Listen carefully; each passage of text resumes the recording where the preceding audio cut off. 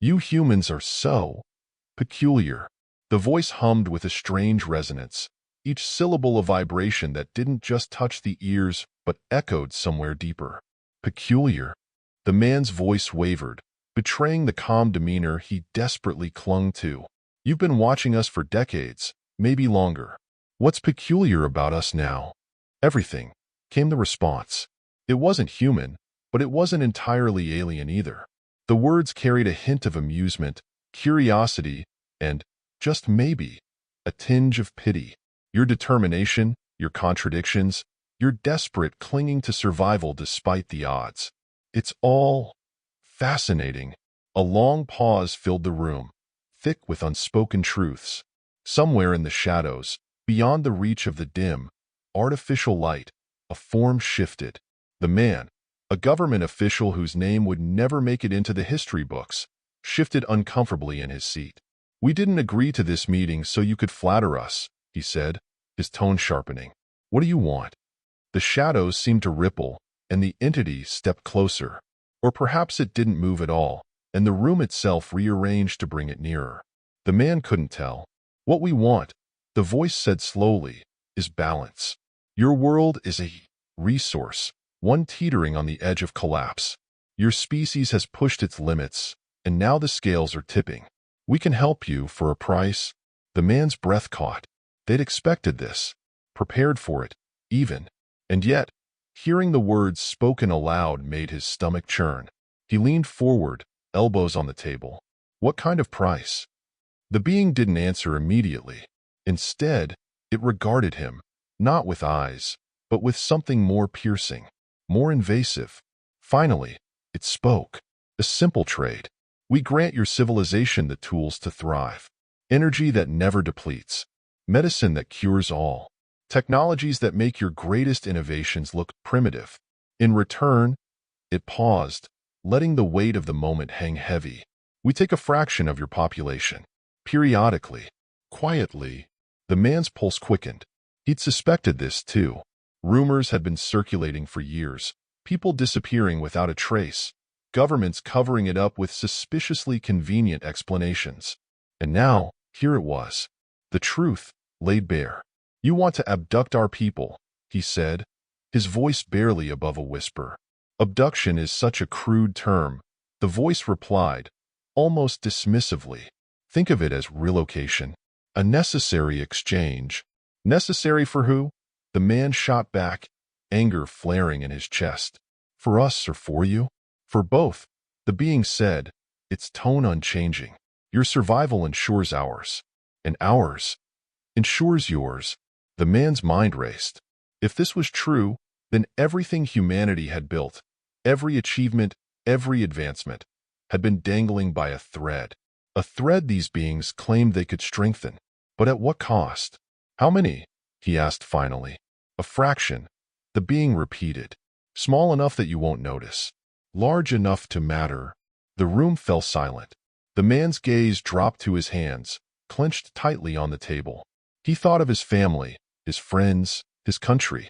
Could anyone, justify this deal? "You've already started, haven't you?" he said, the realization dawning on him. "The disappearances, the missing persons. That's you. Consider them a trial run," the being said. "Your leaders, the ones who truly hold power, have known for years. They consented long before you sat in that chair." The man felt a cold sweat break out across his skin. This wasn't just a negotiation. It was an ultimatum, a continuation of a pact he hadn't even known existed until now. "And if we refuse?" he asked, though he already knew the answer. The being didn't laugh. It didn't need to. Its silence was answer enough. For a moment, the man considered the magnitude of what was being asked, the weight of the choice he was now a part of. He'd spent his life believing in the power of human ingenuity, the resilience of the human spirit. And yet, faced with this, he felt small, insignificant. "We'll need time to decide," he said finally, though he doubted it was true. Decisions like this were made long before people like him were brought into the room. "Take all the time you need," the being replied. "But remember, the clock is ticking. For all of us." And with that, it was gone. The man wasn't sure if it had walked away, dissolved into the shadows, or simply ceased to exist. All he knew was that he was alone again, left with nothing but the cold, heavy truth of the Silent Pact. What followed over the coming weeks was a whirlwind of discussions, denials, and quiet agreements made behind closed doors. Publicly, life went on as usual. Privately, the wheels of an unholy alliance turned ever faster. The governments of Earth had made their choice. Or perhaps, the choice had been made for them. The abductions continued, masked by the chaos of everyday life. People disappeared, and the world barely noticed. In return, humanity's progress surged forward. Diseases eradicated overnight. Energy crises solved with impossible efficiency. Innovations that should have taken decades unveiled in mere months. But beneath the surface, questions lingered. How long could this pact hold? How many lives could be sacrificed before the cost became too great? And most haunting of all, what did the aliens truly want with the humans they took? It was 6 months after the fateful meeting when the cracks in the pact began to show. In a remote village, a place far removed from the hum of modern technology, a mother's cries pierced the quiet night. Her child had vanished. No one believed her story of strange lights and unnatural silence. The authorities dismissed it as a runaway, but whispers began to spread. Across the world, similar tales emerged. In the midst of humanity's golden age of progress, there was an undercurrent of unease. Communities rallied around the missing, but their voices were drowned out by the euphoria of new advancements. The media played its role, turning attention to breakthroughs that defied imagination. A cure for cancer, clean energy for all, space exploration at a pace once thought impossible. But in the shadows, dissent grew. Scientists and skeptics started asking questions. Whistleblowers hinted at secrets too dark to comprehend. And in the corridors of power, leaders who had once welcomed the pact now began to doubt its wisdom. It's unsustainable, one advisor whispered to another. The disappearances are increasing.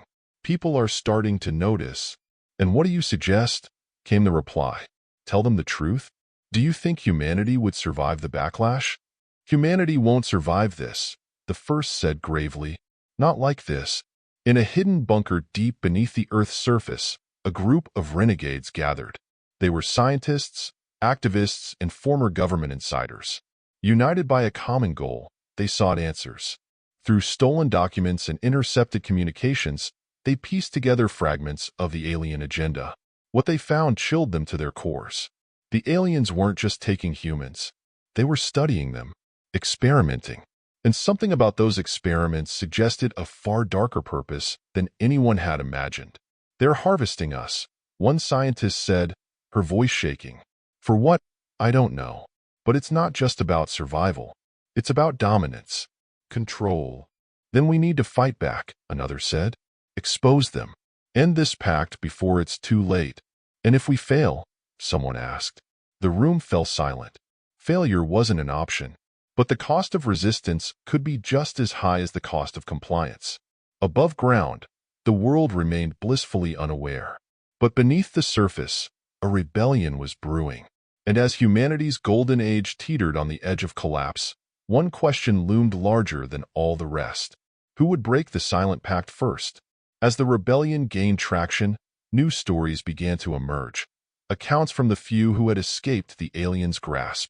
Their experiences painted a chilling picture of life aboard alien vessels.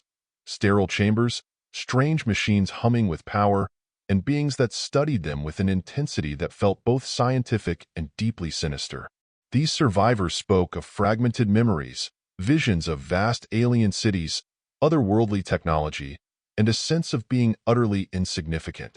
One man, a farmer from rural Kansas, described waking in a glass chamber surrounded by others like him. They weren't cruel, he said during a secret meeting with the renegades. But they weren't kind either. They were detached. Like we were specimens, not people. They kept asking me about fear. Another survivor, a young woman from Spain, recounted. They didn't speak, not like we do, but they communicated in my mind. They wanted to know how fear worked, how it felt. The rebels pieced together these accounts, each one a puzzle piece in a dark and horrifying picture.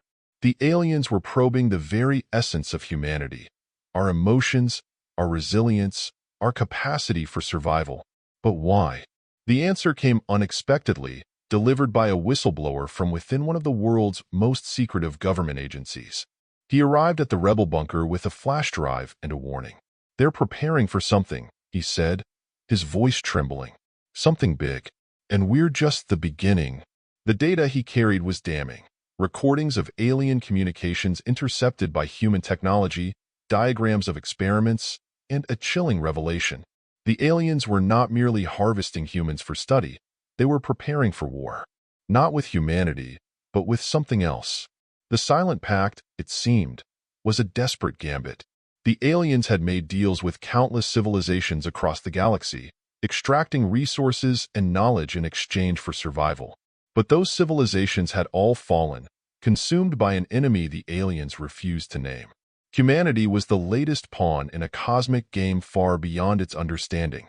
"We're being bred for resistance," a rebel scientist explained, poring over the documents. "They're trying to enhance us, make us stronger, more adaptable. They're using us as a weapon." "But why not fight this enemy themselves?" someone asked. "They're so advanced. What could they possibly fear?" "Something worse than them," came the grim reply. As the rebels grappled with the enormity of their discovery, the world above began to unravel. The disappearances grew harder to ignore. Families demanded answers. Protests erupted in major cities. The golden age of progress was tarnished by the shadow of mistrust. In the corridors of power, leaders struggled to maintain control. Some advocated for transparency, believing humanity deserved to know the truth. Others clung to the pact, convinced that breaking it would bring ruin. But the aliens were growing impatient. Their emissaries appeared more frequently, their tone less conciliatory. "The time for balance is over," one emissary declared during a clandestine meeting. "The enemy approaches. You must decide where you stand." The leaders were divided. Some sought to strengthen the pact, offering more humans in exchange for greater protection. Others began to secretly align with the rebels, hoping to turn the tide. The breaking point came when the aliens made their final demand. 10 million humans, to be taken immediately. "This is non-negotiable," their emissary said.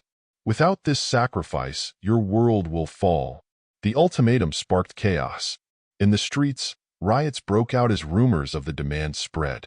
In the halls of power, alliances crumbled under the weight of impossible decisions.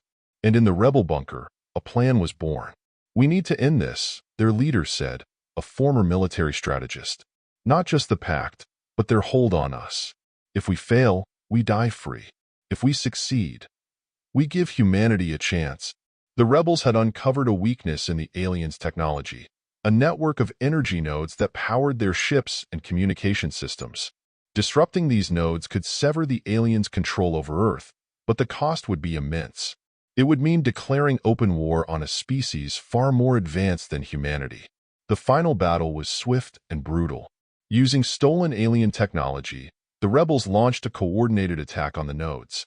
Cities went dark as the aliens retaliated, their ships descending in a show of force that brought humanity to its knees. But humanity fought back.